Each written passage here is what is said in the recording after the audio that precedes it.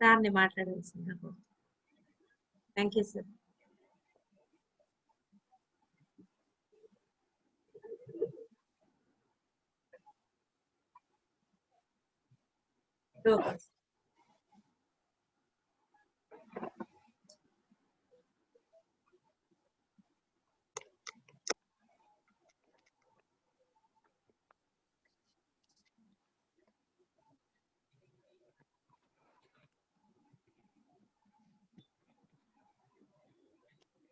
Sir తలకిందులైంది.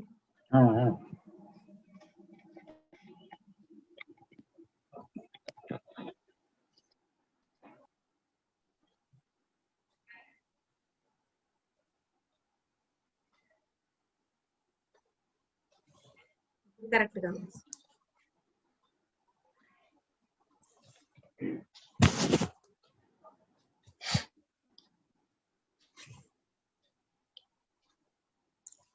Okay okay sir.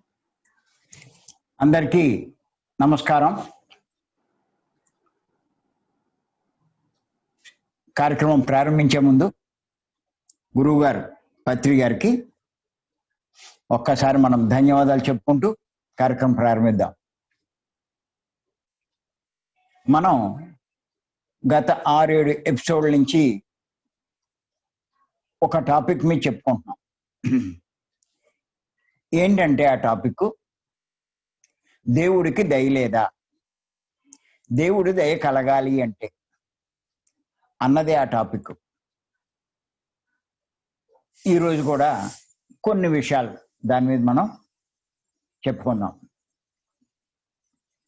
ఈరోజు మనం గమనించినట్లయితే ఉదయం 10 గంటలకి పత్రి గారు ఒక అద్భుతమైనటువంటి కాన్సెప్ట్ ఇచ్చారు. ఏంటంటే ధర్మం మీద. సెకండ్ పార్ట్ అని చెప్పి ఈరోజు చెప్పడం జరిగింది. అది మనము రక్షింపబడాలి, దేని నుంచి అయినా సరే ధర్మాన్ని రక్షించాలి.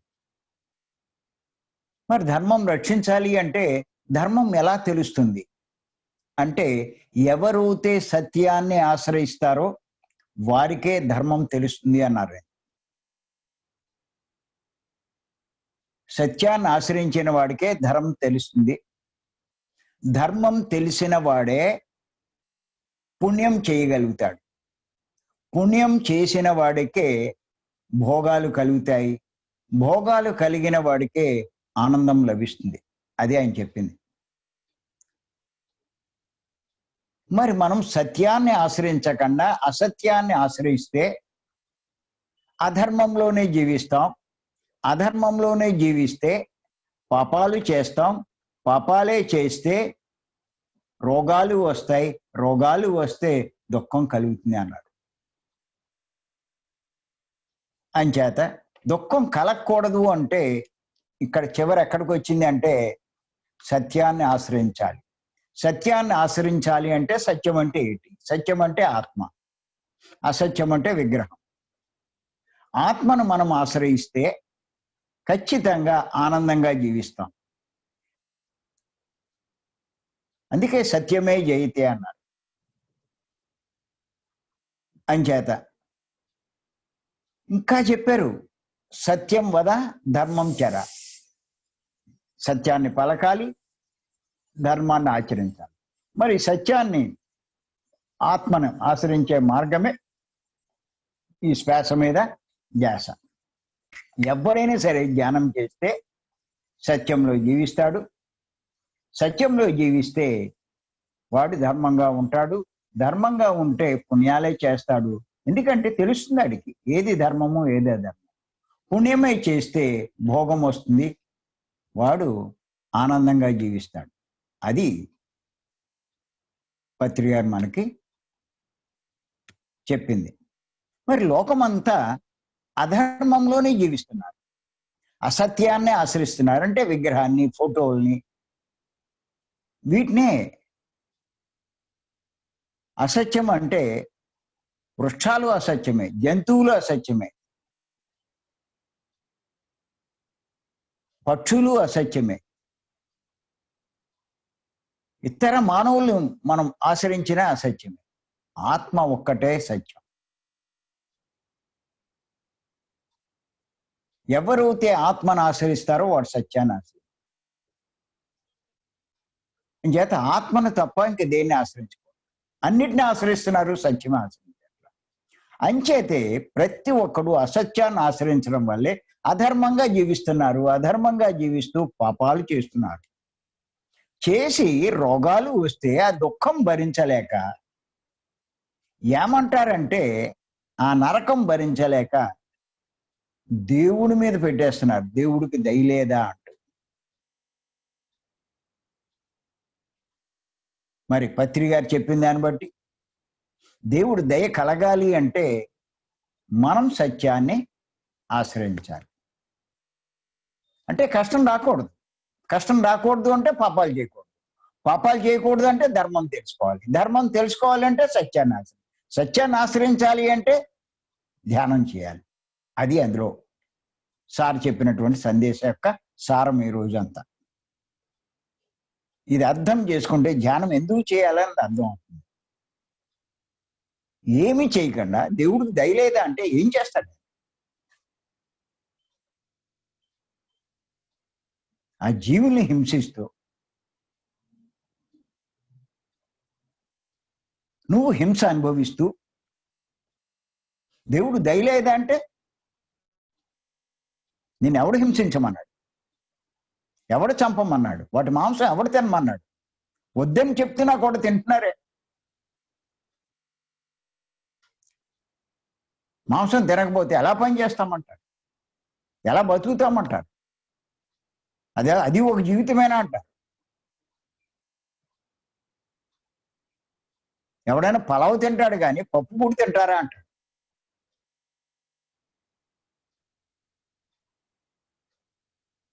ఇలాగా రకరకాలుగా మాట్లాడతారు.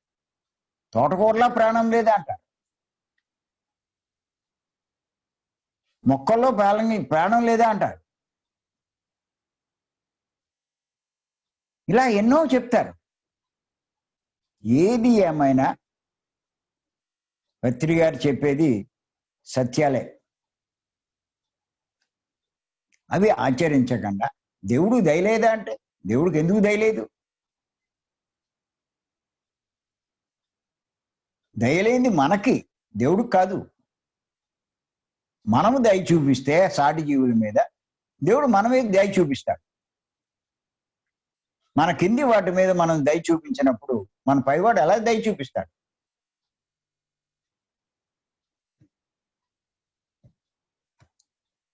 అంచేత ఇది బాగా గుర్తుపెట్టుకోవాలి,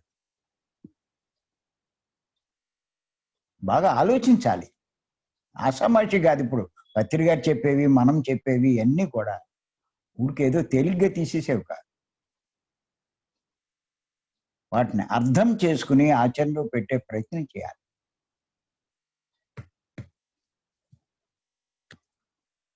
అంచేత ఆషామాషి కాదు. నేను ఇలాగే ఈ జీవహింస గురించి దాని గురించి ప్రచారం చేస్తుంటే ఒక చోట ఒక ఆయన అడిగాడు. ఏమన్నాడంటే, ఇలా హింస చేయకూడదు, చంపకూడదు, మళ్ళీ మనం అనుభవిస్తాం అంటే ఆయన ఏమన్నాడంటే, ఏమన్నా మీరు అలా చెప్తారు కానీ మా ఊళ్ళో ఒక ఆయన ఉన్నాడండి, ఆయనకి 80 ఏళ్ళు. ఇప్పుడు బాగా తెలుసు నాకు. చిన్నప్పటి నుంచి రోజు 2 కోళ్ళు తినేవాడు. ఇప్పటికీ దుఃఖలా ఉన్నాడండి. ఏంటి అలా చెప్తారన్నాడు. అంటే 70-80 ఏళ్ళు అంటే ఒక జన్మ అంతా తిన్నాడు. అయినా బాగానే ఉన్నాడంట.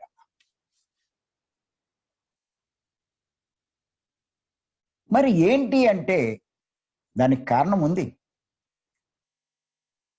ఎవరైతే లోకంలో అంత ఎక్కువ హింస చేస్తారో వాళ్ళు ఆ జన్మలో అది క్లియర్ కాదు. వాళ్ళు చేసిన పాపం తీరిపోదు. ఓ జన్మ అంతా చేశారు కాబట్టి మళ్ళా వాడు ఫ్రెష్గా ఒక జన్మ తీసుకుని ఆ జన్మ అంతా అనుభవించాల్సింది. ఎంతకాలం హింస చేస్తారో అంతకాలం హింస అనుభవిస్తారు. మీరు కనుక గమనించినట్లయితే కుష్టి వాళ్ళు పుట్టుకతోటే కుష్టి. ఆశ్చర్యం వేస్తుంది. పుట్టుకతోటే అందులు, పుట్టుకతో మానసిక వికలాంగులు, అంగవైకల్యం కలవారు, పోలియో వచ్చి పడిపోతాయి. ఇలాంటి వాళ్ళంతా ఇలాంటి వాళ్ళే ఓ జన్మ అంతా అలాగే అనిపిస్తారండి. ఇది చూడండి, కుష్టి వాళ్ళు రోజు రోజుకి చేతులు కాళ్ళు ఇలాగా ముండే అయిపోతూ ఉంటాయి, తినేస్తూ ఉంటాయి. కాళ్ళు అవి ఒళ్ళంతా నెత్తురు చీము కారుతూ ఉంటుంది. గుడ్లు కట్టుకుంటాడు, అని చూడడానికి కూడా అసహ్యంగా ఉంటాడు. మొహం ముక్కు అన్ని తినేస్తూ ఉంటాయి.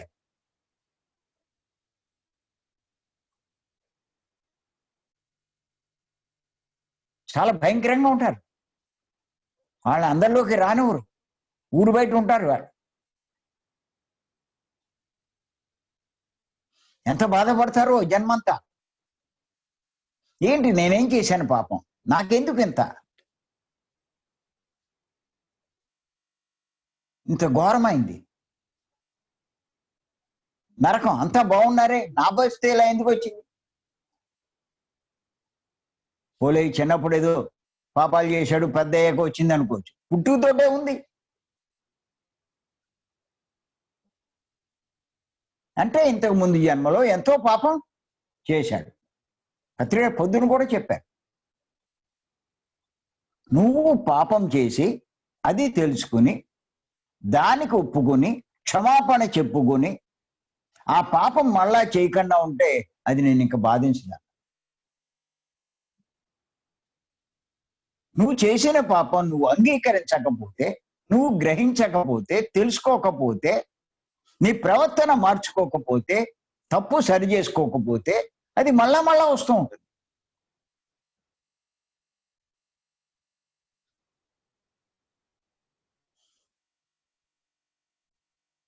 ప్రకృతిత మన ఆటలు నడిపించే ప్రకృతి. మనమెంత ఓ తుఫాను వస్తే ఎంత మోగాడైనా ఏమైనా సరే, ఎటువంటి వాడైనా ఏం చేయగలడు? కొట్టుకుపోతారు.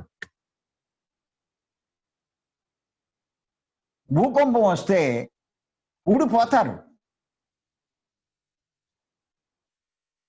సునామీలు వస్తే ఏం చేస్తారు? మానవ శక్తి ఇంత మేధస్సు ఉందంటారు, ఇంత టెక్నాలజీ ఉందంటారు, ఇన్ని చేసామంటారు. కొంచెం ఆలోచించండి. తుఫాను వస్తే తక్కువ నష్టంతో బయటపడే మార్గాలే ఇది చేస్తున్నారు, కానీ తుఫాను రాకుండా ఎవడైనా చేయగలడా? భూకంపం రాకుండా ఎవడైనా చేయగలడా?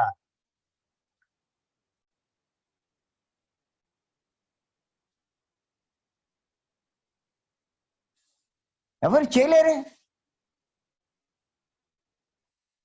ప్రకృతి ముందు ప్రకృతి నిర్ణయాలని గౌరవించాలి. మన ఇష్టం వచ్చినట్టు ప్రవర్తిస్తే కాదు.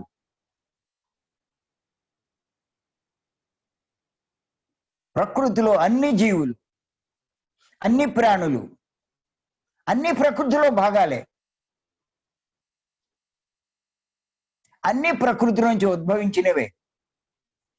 అన్ని ప్రాణులకి, అన్ని జీవులకి ప్రకృతి తల్లి లాంటిది.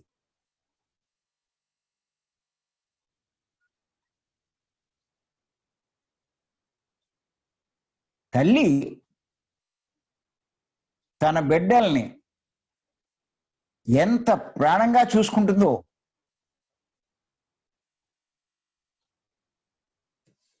తన ఒడిలో హత్తుకుంటూ వాడికి కావాల్సిందంతా ఇస్తూ, పాలు పట్టిస్తూ, కడుపు నింపుతూ, ఎంతో ఆనందపడుతూ తృప్తి పడుతుంది. అలాగే ప్రకృతి ఈ మానవులందరికీ 5 ఇంద్రియాలు ఇచ్చింది. వీటితో అనుభవించడానికి కావలసినన్ని ఇచ్చింది. సుందర దృశ్యాలు, మంచి మంచి సువాసనలు, పువ్వులు అయ్యి, రకరకాల రుచులు, పళ్ళు, వీణులు విందైన ధ్వనులు ఇన్నిచ్చి అనుభవించమంది.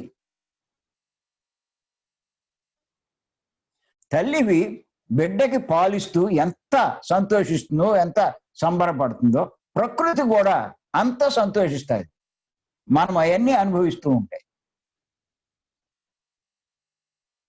కానీ ఏ పిల్లవాడైతే తొంటరవాడయి ఆ తల్లి పాలు తాగుతూ రొమ్ము కొరికితే ఊరుకుంటుందా? ముడ్డు మీద గట్టిగా ఓటేస్తుంది, ఎదవా అంటూ.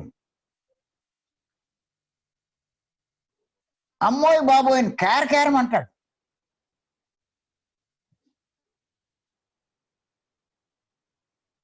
కేరకేరమని ఎందుకన్నాడు? ఒకటేసింది. ఎందుకు వేసింది? ఒళ్ళు దగ్గర పెట్టుకోకుండా పాలు తాగుతూ రొమ్ము కొరుకుతాడా?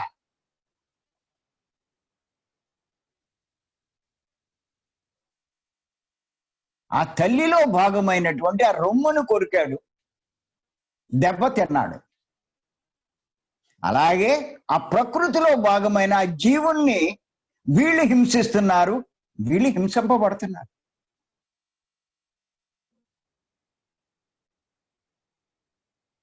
తల్లిని ఏమి చెయ్యకపోతే ఎంత అపాయంగా చూసుకుంటారు. ఆ జీవులను నువ్వేం చెయ్యకపోతే ప్రకృతి నీకు ఎంత సహకరిస్తుంది. సకాల వర్షాలు వస్తాయి,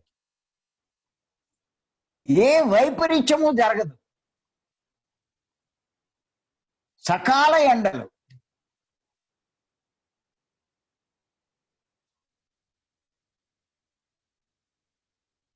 పుష్కలమైన పంటలు, ఏ చీడపీడలు ఉండవు. మనం అనుకున్న దానికంటే ఎక్కువ ఉంటాయి.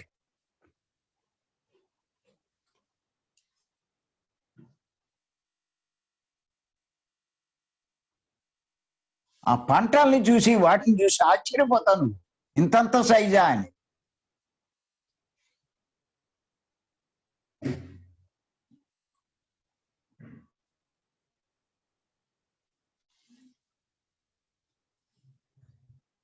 జామకాయలు, గుమ్మడికాయలు అంత కాస్తాయి. ఈ మధ్య కొన్ని ఏరియాలో, శ్రీకాకుళం ఇటువంటి ఏరియాలో చెప్తున్నారు కేజీ జామ అని.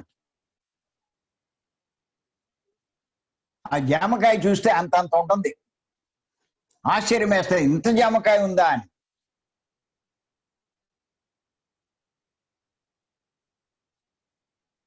అలాంటి పంట ఉంటుంది పుష్కలంగా.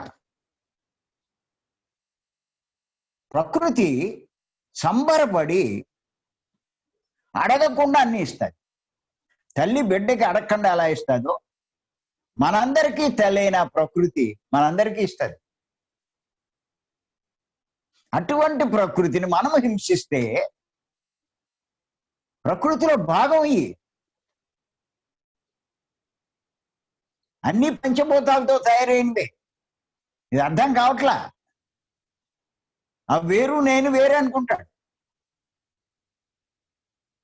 అన్ని పంచభూతాల్లోంచి వచ్చినవే, పంచభూతాల్లో భాగాలే.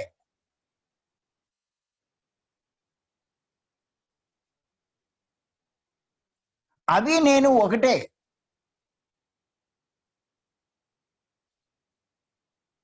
బంగారంలోంచి రకరకాల వస్తువులు తయారవుతాయి, అది వేరు ఇది వేరుగా. అన్ని బంగారం ఎలాగో ఇది అంతే.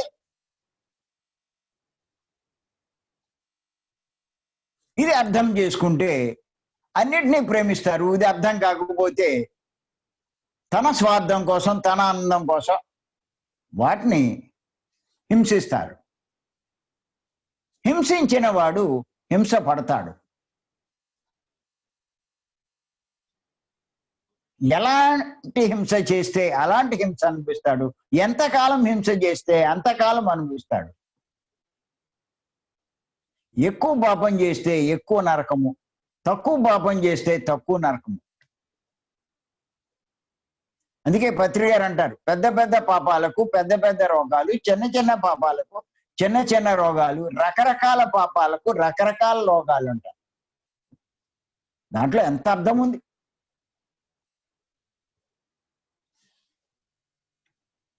మనం కనుక గమనించినట్లయితే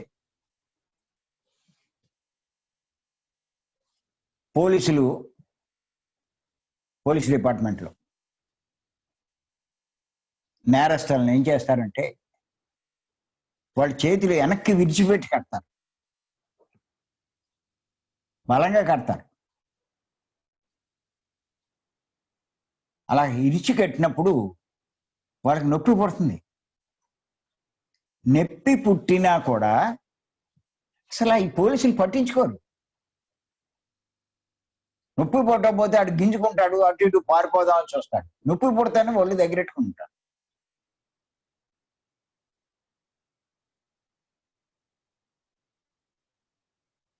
ఏం చేయలేడు. ఇంకా ఏమన్నా అంటే ఇంకో రెండు వేస్తారు. అలా బాధ అనుభవిస్తూ అలా ఉండిపోతాడు.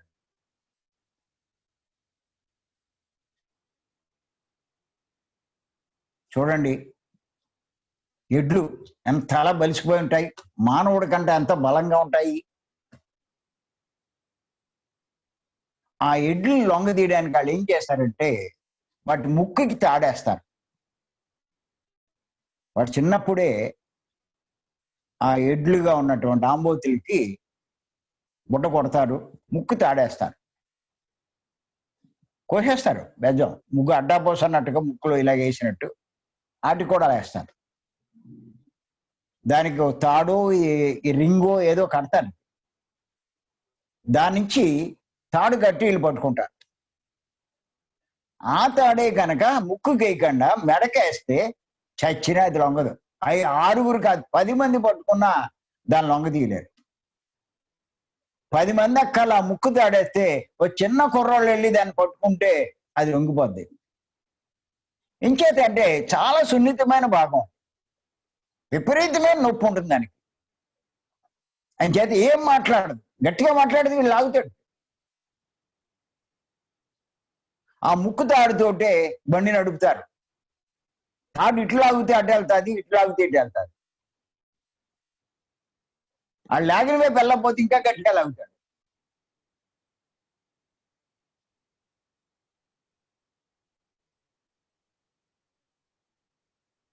అలా లొంగ తీస్తారు దాన్ని.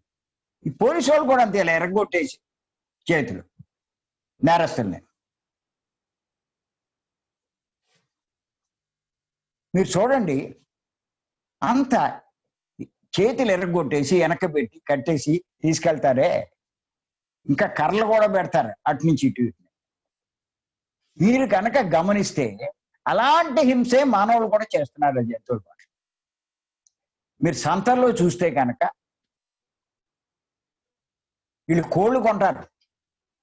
ఆ కోళ్ళు ఏం చేస్తారంటే వీళ్ళు వాటి రెక్కలు విరిచిపెట్టి చేతితో పట్టుకుంటారు. రెక్కలు విరిచిపెట్టి కడతారు. అలా ఇంటి దాకా అలాగే తీసుకెళ్తారు ఏలాడు కట్టుకుంటూ. ఆ రెక్కలు అలా విరిచిపెట్టడం వల్ల కోడికి ఎంత బాధగా ఉంటుంది, ఎంత నొప్పి ఉంటుంది, భరించవలసింది.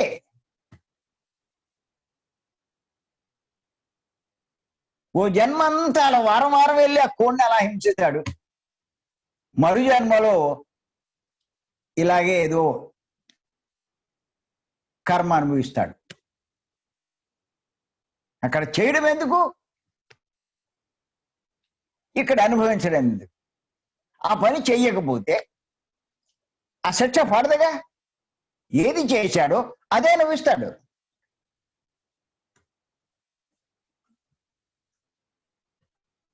ఇంకా మీరు గమనించినట్లయితే ఈ పోలీసులు ఆ నేరస్తుల దగ్గర నుంచి అసలైన విషయాలు రాబడ్డానికి 3rd డిగ్రీ అనే పేరు పెడతారు. దాన్ని 3rd డిగ్రీ అంటారు. వాళ్ళ చేతులు అయ్యి కట్టేసి, కాళ్ళు కట్టేసి ఏలాడగట్టి ఘోరాతి ఘోరంగా హింసిస్తారు. ఏం చేస్తారు? అరవలసిందే, ఏడవలసిందే తప్ప ఏం చేయలేరు. అలాంటి హింసలు ఎక్కువ అవుతే ఆ పోలీసు వాళ్ళు వెనక ముందు తెలియకుండా కొడితే చనిపోయిన వాళ్ళు కూడా ఉన్నారు. పోలీస్ స్టేషన్లో చనిపోయాడు, పోలీస్ స్టేషన్లో ఎందుకు చనిపోతాడు? హాయిగా వెళ్ళినోడు చచ్చేదాకా కొట్టారండి.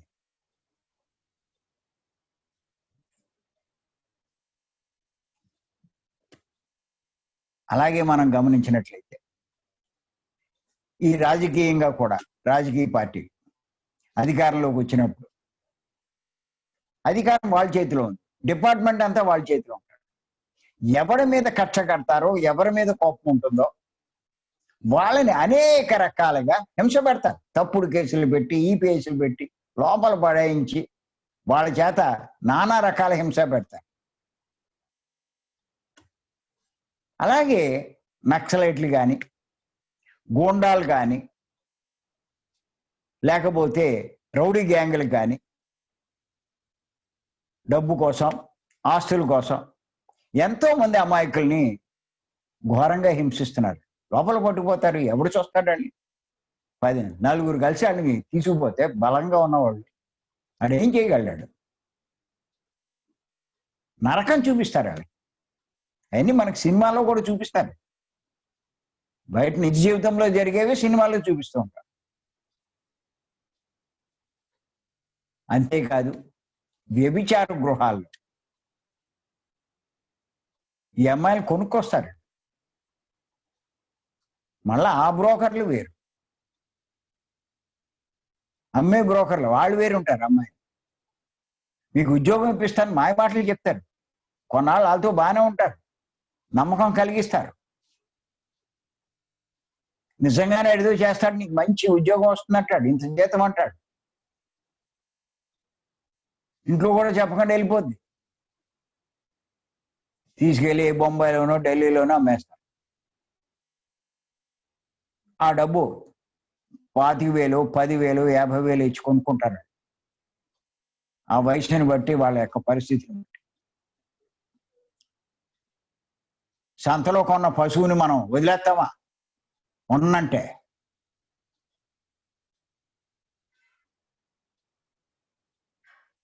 కట్టేసి అది ఏమైనా పొగరబోత్తనంగా ఉంటే దాన్ని ఎలా వంగదీస్తామో, ముళ్ళు కర్రెట్టు పొడిచో, కౌసి కర్రెట్టు కొట్టో ఏదో ఒకటి చేసి మొత్తం మీద దాన్ని వంగదీస్తారు. అలాగే ఈ అమ్మాయిని కూడా ఆ రౌడీలు ఉంటారు అక్కడ, వాళ్ళు లోపల పెట్టి ఎలా హింసిస్తారంటే అలా హింసిస్తారు. ఏమి చేయలేక వాళ్ళు చెప్పినట్టు వినవలసిందే.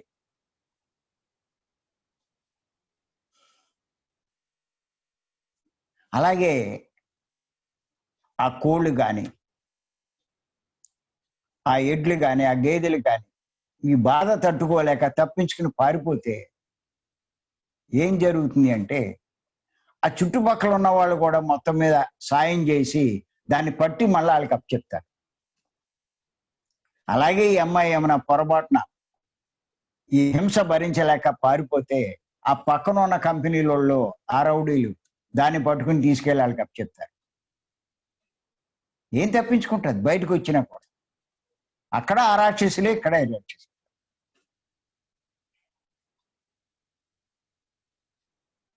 ఇదంతా ఎందుకు జరుగుతుంది? మరి కొంతమంది ఏం చేస్తున్నారు అంటే మేకల్ని, గొర్రెల్ని, ఆవుల్ని కాళ్ళు కట్టేసి చూస్తున్నాం మనం. ఫేస్బుక్లో చూడండి మీరు, బలంగానే ఉంటుంది, పుష్టిగా ఉంటుంది. 10 మంది ఇల్లు ఉండి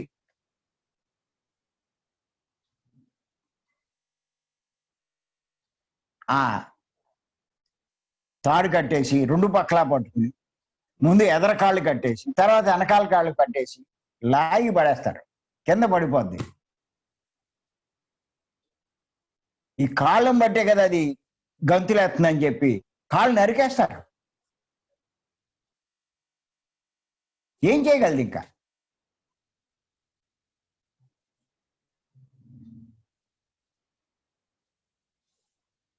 అలా బతికుండగానే కోసి పడేస్తారు.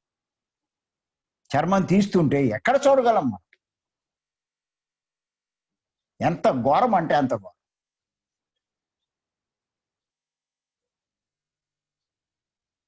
ఒక్కో భాగం కోసి ఏం చేస్తాయి?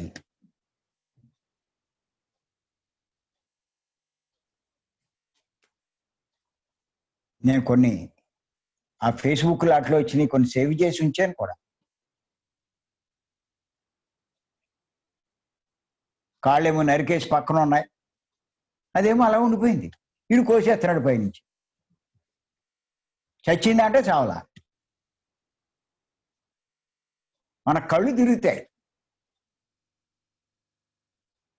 అంత హింస చేస్తే వీడు బ్రోతల హౌస్లో అనుభవించడు. ఓ అమ్మాయిగా జన్మ తీసుకుంది. మనం ఏమనుకుంటాం? పాపం ఏమి ఎరగని అమ్మాయి అనుకుంటాం.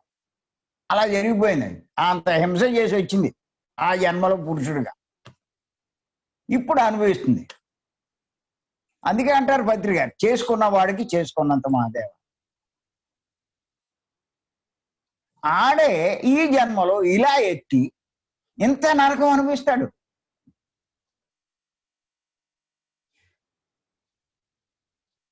ఇప్పుడంటే పెట్టట్లేదు, కానీ ఇదివరకు ఫేస్బుక్లో అట్లు కూడా పెట్టారు. బ్రోతల్ హౌసెస్ లో చూపించి చేసే నరకం అంతా చూస్తే చాలా ఘోరాతి ఘోరంగా ఉంటుంది.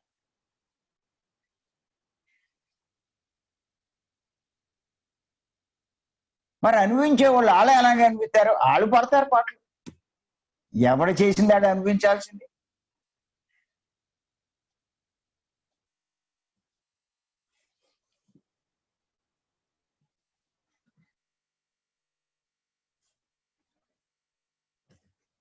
మనం కనుక గమనించినట్లయితే ఇలాగ కొంతమంది రౌడీలు వీళ్ళని పట్టుకుని చేతులు కాళ్ళకి అడ్డమే కాదు, నోట్లో గొడ్లు కూడా కుక్కేస్తారు. అరవడానికి కూడా లేకుండా. సినిమాలో చూస్తున్నాం, బయట జరిగేదో చూపిస్తారు. ఇన్ని రకాల హింస జరుగుతుంది. ఏమీ లేదని అనుకుంటున్నారు. బయట తిరుగుతూ ఏమీ లేదే అనుకుంటున్నారు. లోపల జరిగే హింసలు ఎవరు చూస్తున్నారు? అవి చూడండి, అప్పుడు అర్థమవుతుంది ఎంత నరకం అనుభవిస్తున్నారు మానవులు అని చెప్పి. ఎందుకు వీళ్ళకి గతట్టింది? అది అనుభవిస్తూ దేవుడికి దయలేదా అంటే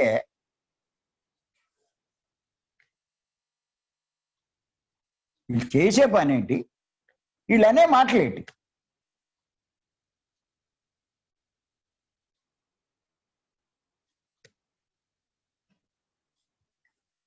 ఇంకా కొంతమంది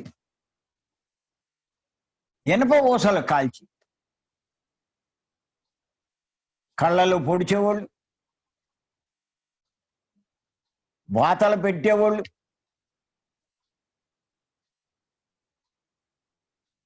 కసి వాడి దగ్గర నిజం రాబట్టాలి అనిపిస్తుంది. వాడు ఏం చేశాడు పాపం అని. ఏం చేశాడు కాదు, వాడు గత జన్మ చూస్తే అప్పుడు తెలుస్తుంది ఏం చేశాడు అన్నది. ఆడేమీ చెయ్యకపోతే దొరకడు, అలాగే జరగదు, ఈ రకమైన హింస ఉండదు. హింస పడ్డాడు అంటే ఏదో చేశాడని.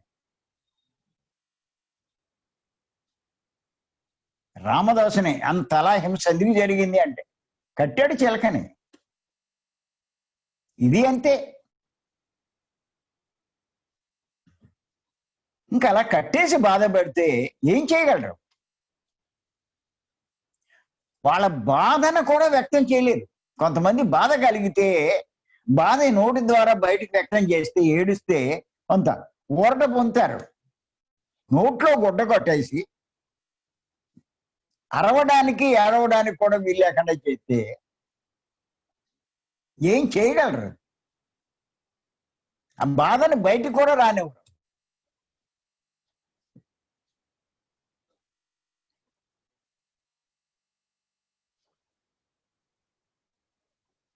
మరి చూస్తే కనుక కొంతమంది పందులు కాళ్ళు కట్టేస్తారు, నోరు కూడా కట్టేస్తారు. కట్టేసి గుండెలో గుణపాన్ని గుచ్చుతారు.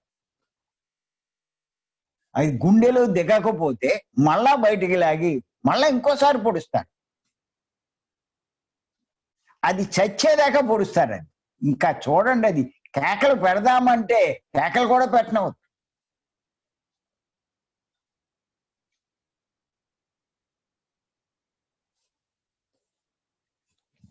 లేకపోతే అన్నీ కట్టేసి మంటల్లో వేసేస్తారు.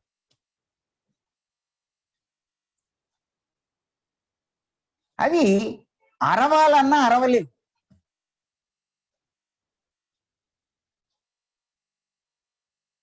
నేను 25-30 సంవత్సరాలప్పుడు చూశాను. నేను మాకు రైస్ మిల్ ఉండేది. ఆ రైస్ మిల్ పక్కనే ఈ మాంసాహారం దుకాణాలన్నీ ఉండేవి. సంతలో ఓ పక్క కూరగాయలు ఉండేవి, ఓ పక్క ఏమో మాంసం దుకాణాలు. అక్కడ ఏం చేసేవారంటే కొంచెం ఆ రైలు గట్ట పక్కకి ఇలాగే పందులు తీసుకుపోయి కాళ్ళు చేతులు అన్నీ కట్టేసి మంటలు వేసేసేవారు. చాలా దారుణంగా ఉండేది. ఆ రోడ్లోంచే రావాల్సి వచ్చేది. కళ్ళు మూసుకుందామన్నా ఎక్కడ కుదురుతుంది. వాటిని అలాగే కోసేవారు. ఈ కొనేవాళ్ళు తినేసేవారు కొనుక్కుని. బా, కోసేవాడు ఒకడు, తినేవాడు ఒకడు.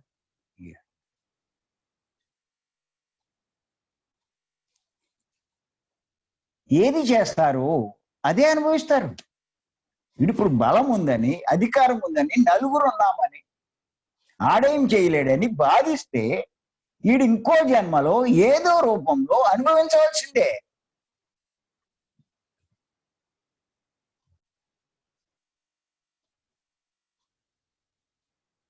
ఇక్కడ ఇంకోటి కూడా గమనించండి. సరే, మనం కోళ్ళని బాగా రుచిగా ఉంటాయని జాయింట్లు, ఏం జాయింట్ అనగానే లొట్లే వేస్తారు. ఒక్కొక్క కోడి జాయింట్, లెగ్ పీస్ వేయంట.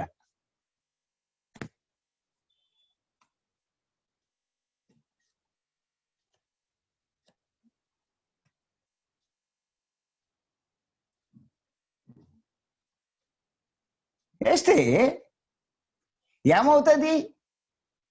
వాటి లెగ్స్ ఎరగొడితే ఈ లెగ్ ఇరిగిపోతే యాక్సిడెంట్లో. చిన్నప్పుడు లెగ్ పీసులు ఎరగొడితే ముసలోడు అయ్యాక లెగ్లు ఇరిగిపోతాయి. కొంతమంది ఏం చేస్తారంటే బజార్లోకి వెళ్తే యాక్సిడెంట్లు ఏమో లెగ్లు ఇరిగిపోతాయని చెప్పి ఇంట్లోనే ఉంటాడు.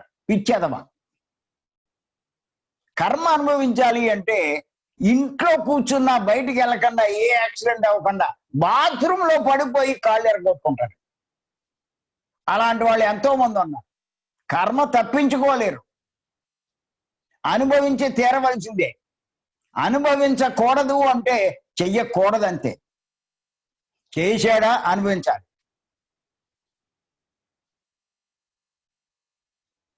అలాగే యాక్సిడెంట్లో ఎముకలే ఇరిగిపోతాయి. మీరు చూడండి, అలా ఇరిగిపోతే హాస్పిటల్కి వెళ్తారు. చాలా మంది అనుకుంటారు డాక్టర్ గారు ఉన్నారు కదా, ఇరిగితే ఉంది, ఆయన వైద్యం చేస్తాడు. ఒకడు అడిగాడు నన్ను, నాకేంటి నష్టం, ఏమైనా తగ్గితే ఏదైనా పోతే చేయడానికి మా ఆవిడ ఉంది కదా అంటాడు. పిచ్చేదవా. వాళ్ళ ఆవిడ చేస్తే మటుకు బాధ అనుభవించేది ఆవిడు. ఈడు అనిపిస్తాడా? అదే అనిపిస్తాడు.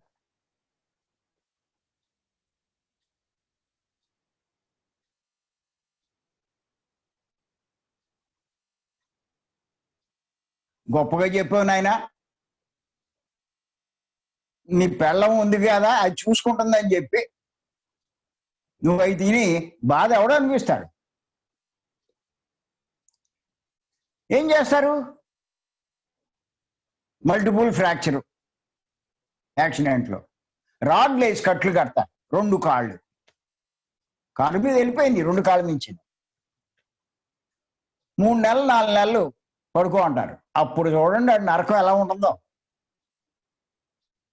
ఆడికి అలా అయ్యాక అప్పుడు చెప్తాడు, ఏం అవ్వలేదు కాబట్టి అలా మాట్లాడాడు.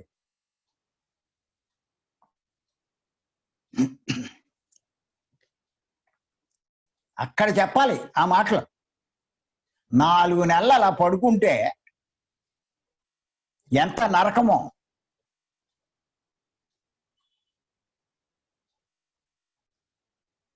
చూడండి, మనం మామూలుగా పడుకున్నా అటునుంచి ఇటు తిరుగుతాం, ఇటునుంచి అటు తిరుగుతాం, కాళ్ళు మూసుకుంటాం, ఇవన్నీ మూసుకుంటాం. ఆడి కాళ్ళన్నీ కర్రలా కట్టేస్తే ఎలా మూస్తాడాడు? మూసుకోవాలని ఉంటుంది, మూసుకోలేడు. నరకం అది, మామూలు నరకం కాదది. ఒక్కోసారి ఒక్క పెడితే అన్నీ తీసేసి హాయిగా పడుకుంటాడు ఫ్యాన్ వేసుకుని. అది తీసేయడానికి అంత లావు కట్లు వేశారు, ఏం చేస్తాడు? లోపల అలా ఒక్క పెడుతూనే ఉంటుంది. ఎంత ఒక్క పెట్టే దాంట్లో ఆ లోపల వీడి దురద వేసింది అనుకోండి, అప్పుడు చూడండి ఆడి పరిస్థితి. మీరు ఈపి మీద దురద వేసినప్పుడు అది అందకపోతే మీ తెప్పలు ఎలా ఉంటాయో ఒక్కసారి చూడండి. గోడకేసి పలుకుంటారు.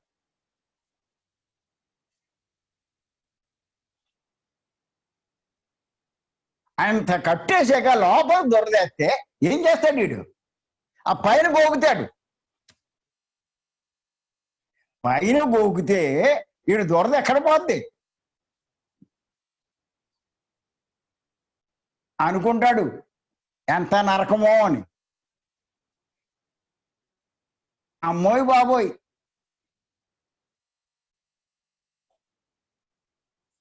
అనుభవించేటప్పుడు తెలుస్తుంది. అందుకే పత్రిక గారు అన్నారు, ఆ చేసిన తప్పు నువ్వు తెలుసుకో, క్షమాపణ చెప్పుకో, మళ్ళా చేయడం మానే, నీకు ఇంకా ఆ పాపం నీకు అంటదా. నువ్వు తప్పు ఒప్పుకోకపోతే, లైఫ్ సరి చేసుకోకపోతే, ప్రవర్తన మార్చుకోకపోతే మళ్ళా అనుభవించాల్సి వస్తుంది.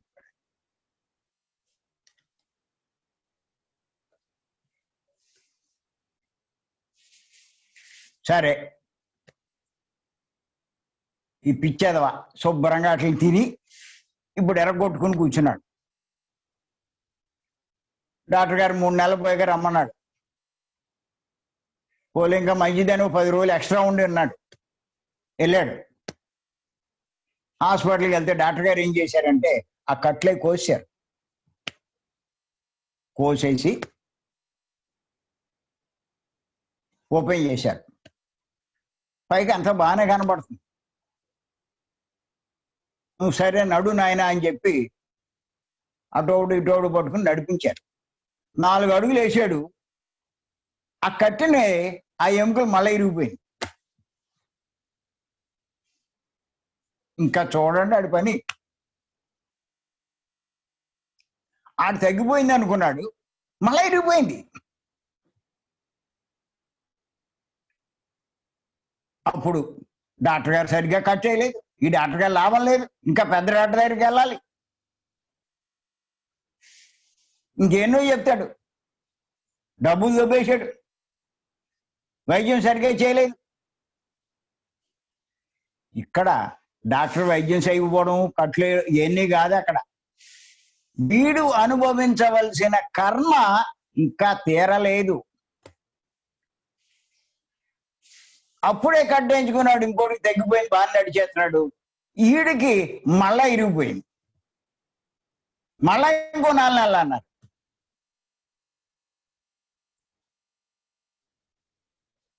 ఆడు 50 కోళ్ళు తిన్నాడు, గమ్ము తగ్గిపోయింది. వీడు 100 కోళ్ళు తిన్నాడు. చేత 4 నెలలు సరిపోదు, 8 నెలలు తినాలి, పడాలి పాటలు. అంచేత చేసిన కర్మ తీరకపోతే అనుభవించింది మళ్ళా అనుభవించాలి. పైకి తగ్గినట్టు కనిపిస్తుంది కానీ మళ్ళా మోటకు వస్తుంది.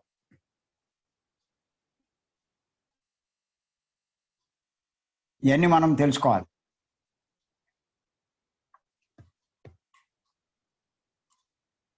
చేత తెలుసుకోవాల్సిన విషయాలు ఎన్నో ఉన్నాయి. అసమర్షిక అది దాంట్లో మనం జరుగుతున్న విషయాల మీద బాగా దృష్టి పెట్టాలి, అధ్యయనం చేయాలి. వాడే స్పిరిచువల్ సైంటిస్ట్, ఆధ్యాత్మిక శాస్త్రవేత్త. మనకే మూడో కన్ను తెరుచుకోక్కలా ఏమొక్కలా, మీ బుద్ధి తెరుచుకుంటే చాలు. పత్రిక గారు చెప్పినట్టు బుద్ధి వికసిస్తే అన్నీ గ్రహిస్తారు. బుద్ధి వికసించకపోతే ఏది గ్రహించలేరు. ఇక్కడ ఇది జరుగుతుంది, ఇక్కడ ఇది జరుగుతుంది. ఇక్కడ ఈడి హింసిస్తున్నాడు, ఇక్కడ ఈడి హింసపడుతున్నాడు. ఏంటి దీనికి దీనికి తేడా? స్పష్టంగా అర్థమవుతుంది. ఎలాంటి హింస చేస్తున్నాడో అలాంటి హింస అనిపిస్తున్నాడు. ఇప్పుడు చేస్తున్నాడు, తర్వాత అనిపిస్తాడు. అందుకే సార్ చెప్తారు కదా, కార్యం ప్రస్తుతం ఉంటుంది, కారణం గతంలో ఉంటుంది. గతంలోది కారణము, ప్రస్తుతం కార్యం. గతంలో హింస చేశాడు, ప్రస్తుతం అనుభవిస్తున్నాడు. ఇప్పుడు జరిగే ఈ కార్యానికి కారణం గత జన్మలో ఉంది. ఇప్పుడు చేసే ఈ కారణం, చేసిన దాని కారణం భవిష్యత్తులో కార్యం అవుతుంది.